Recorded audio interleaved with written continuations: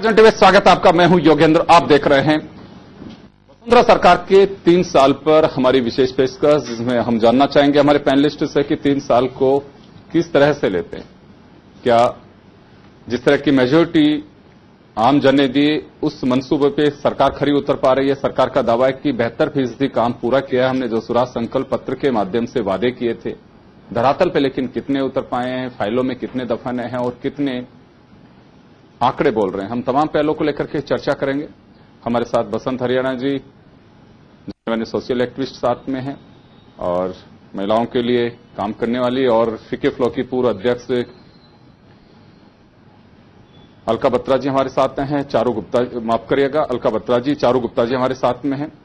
अलका जी, मैं आपसे जानना चाहूंगा कि अगर हम ओवरऑल अगर देखें, आप कई बार बजट के दौरान भी जाते हैं, जब बजट पे प्री टॉक्स होती हैं, उसमें भी सरकार के इस कार्यकाल में माना जा सकता है कि वसुंधरा जी का जो पहले का कार्यकाल रहा, उसके बाद दूसरा कार्यकाल है, हर बार आदमी कुछ नई चीजें सीखता है, नई चीजें देखता है। ऐसे कुछ चीजें हैं जो आप लोग उम्मीद कर रहे हो, जिन्हें पूरा होता दिखाई दे रहा हो। यहाँ पे 3 साल का टाइम कम टाइम नहीं होता है। जी हाँ, मैं बिल्कुल कहना चाहूंगी कि जो पहला कार्यकाल था उसमें राजस्थान बीमारू स्टेट में आता था और उसको निकाल के आई थिंक अभी जो कार्यकाल है इसमें बीमारू स्टेट की श्रेणी से तो हम लोग बाहर आ गए, तो ये एक अच्छी बात हुई है। 3 साल में काफी टाइम रहा, means like it is more than half और काफी अच्छी योजनाएं बनी हैं, कुछ एक पे कार्यान्वयन भी हुआ है, कुछ चीजें बहुत अच्छी भी हुई हैं। तो अगर हम बात करें अच्छी चीजों की, तो कई सारी गवर्नमेंट की, राजस्थान स्टेट गवर्नमेंट की स्कीम्स हैं जो कि महिलाओं से रिलेटेड भी रही हैं, जनधन योजना हो या आवास योजना हो या बहुत सारी चीजें हो। अपार्ट फ्रॉम दैट, अगर ग्रोथ रेट देखें तो पिछले टेन्योर में 4.7 ग्रोथ रेट थी और अब की 5.7 है, तो 1% का उसमें भी फर्क आया है। राजस्थान इन्वेस्टमेंट के लिए रहा, लेकिन वो अभी जितना धीरे धीरे आई थिंक उसका क्रियान्वयन हो सकता है कि आने वाले 2 साल में उसके और अच्छे रिजल्ट्स दिखने शुरू हो जाएं। महिलाओं के लिए भी कई सारी योजनाएं, जैसे कि बेटी की जन्म के ऊपर या एक फिक्स डिपॉजिट 10,000, 5,000, जो भी मीन्स लाइक छोटी छोटी कई सारी चीजें हैं जो कि गर्ल्स के लिए आई हैं।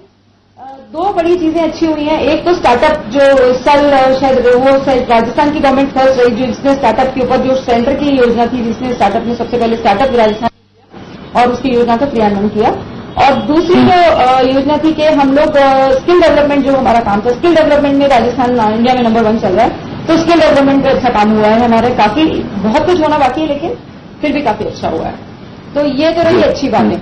अब आप चाहेंगे कि मैं कुछ मैं आऊंगा आपके पास में, वापस आऊंगा। बसंत जी से जानना चाहूंगा। बसंत जी, क्या माना जाए सरकार के अगर 3 साल की बात करें, देखिए जो मेजोरिटी सरकार को मिली थी, पहली बार इस तरह के बहुत लंबे समय बाद में, बीजेपी के गठन के बाद ही बात करें तो कांग्रेस को भी कभी इतनी मेजोरिटी नहीं मिल पाई है जब जो बीजेपी को इस बार मिली है। तो एक उम्मीदों का सैलाब है, लोगों का एक भरोसा है, कितना खरा मानते हैं 3 साल में? देखिए, ये स्वराज संकल्प जो घोषणा पत्र लागू किया और कल भाजपा के जो प्रदेश अध्यक्ष अशोक फर्नांडिस जी ने कहा कि 72% इन्होंने घोषणाएं पूरी कर दी, तो ये पूरे के तौर पर झूठ है। और जो कहेंगे 72% घोषणा पत्र उन्होंने अमल कर दिया, लागू कर दिया, उस पर तो यही कहेंगे कि उनके बारे में कि हम जानते हैं हकीकत जन्नत की गालिब, दिल बहलाने को ख्याल अच्छा है। सबसे पहले तो आप ये कहिए विशेष पिछड़ा वर्ग और स्वर्ण आरक्षण की जो बात कही थी 14% की और विशेष पिछड़ा वर्ग 5% आरक्षण की बात, और जो कल हाईकोर्ट के परसों हाईकोर्ट का आदेश आया कि आरक्षण रद्द कर दिया, 50% से कम ज्यादा आरक्षण नहीं हो सकता। इस सरकार ने अपने घोषणा पत्र में ये बात कही थी कि नवी अनुसूची में इसको शामिल करेंगे और उसका उन्होंने उसको नवी अनुसूची में शामिल नहीं किया, ढंग से पैरवी नहीं की। उसी का कारण है कि ये आरक्षण रद्द हो गया। तो ऐसा कोई भी अगर आप वो क्षेत्र बता दें, इन्होंने घोषणा पत्र में, स्वराज संकल्प घोषणा पत्र में तो ऐसा कोई भी क्षेत्र नहीं छोड़ा था कि जिसके बारे में इन्होंने घोषणा नहीं कही थी। और उस घोषणा पत्र को, स्वराज संकल्प पत्र को पढ़कर तो ये लगता था कि वाकई अगर इस पर अमल हो जाए तो राजस्थान पूरे भारत का क्या, कि दुनिया के बहुत अच्छे मुल्कों में शुमार हो जाएगा। तो आप देखिए ऐसा कौन सा रोडवेज का, आप इनका कहिए कि रोडवेज का इन्होंने क्या करा कि इसको निजी क्षेत्र में ठेके पे दे दिया। ये सरकार द्वारा, अगर सरकार खुद अपने सरकारी उपक्रम को भट्टा बैठाने पर लग जाए तो उसको कोई रोक नहीं सकता। कि लोगों को भ्रम होता है कि लोक परिवहन सेवा भी सरकारी सेवा है। इसी प्रकार आप किसी भी क्षेत्र में देख लीजिए, 15 लाख रोजगार देने की बात कही थी। 15 लाख रोजगारों की तो बात कही है कि कुछ हजार रोजगार भी सरकार ने लागू नहीं किए, उन पर भर्ती नहीं हुई।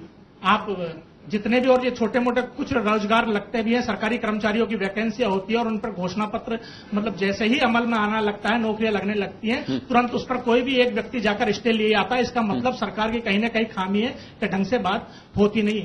30% सरकारी विभागों में पद खाली हैं। श्रम विभाग और खाद्य नागरिक आपूर्ति विभाग जो डिपार्टमेंट है वो तो पूरे के पूरे उन पर तो काम ही नहीं हो रहा, खाली पड़े हैं। इनके अभाव में श्रम विभागों में जो श्रम कानूनों का जमकर उल्लंघन हो रहा है, आप इस बात को मानिए। खाद्य नागरिक आपूर्ति विभाग में भ्रष्टाचार हो रहा है, वो इसलिए हो रहा है क्योंकि उन पर निगरानी रखने के लिए पर्याप्त स्टाफ ही नहीं है। और आप तो ऐसा कौन सा, इन्होंने कहा कि जितने भी प्रतियोगी परीक्षा देने युवक जाएंगे उनको आवागमन रोडवेज में फ्री मिलेगा। आप बताइए किसको मिल रहा है? इन्होंने कहा कि सफाई कर्मचारियों की पर्याप्त भर्ती करेंगे आवश्यकता अनुसार। जयपुर नगर निगम में 3 बार सफाई कर्मचारियों की भर्ती इन्होंने फार्म भरा लिया, आज तक नगर निगम सफाई कर्मचारियों की भर्ती नहीं की। पत्रकार मित्रों के लिए इन्होंने कहा कि 10 लाख तक की कैशलेस की सुविधा दी जाएगी उनको और उनके आश्रित परिजनों को, उनको उसकी सुविधा दी जाएगी। आप बताइए क्या वो घोषणा पत्र उन्होंने उस पर अमल कर दिया? और जो जितनी भी कैशलेस सुविधा भी दी जा रही है थोड़ी बहुत, उसका भी इंप्लीमेंट ढंग से नहीं हो रहा। इन्होंने कहा कि श्रमिकों के लिए वो बनाए जाएंगे सस्ते आवास योजना, उस पर अमल नहीं हो रहा। हाउसिंग बोर्ड के मकान गरीब आम आदमी को मकान दिलाने के लिए होना चाहिए था, उसके लागत इतनी ज्यादा हो रही है कि आम आदमी तो ले ही नहीं सकता, अपर मिडिल क्लास भी। चलिए बच्चन जी, मैं वापस आऊंगा आपके पास में। चारू गुप्ता जी हमारे साथ में। चारों महिलाओं की अपनी बहुत सारे मुद्दे हैं और बाकायदा घोषणा पत्र में इस बात का अनाउंसमेंट हुए है, महिला बाल विकास और इनको लेकर। सबसे बड़ी बात है महिलाओं की सोशल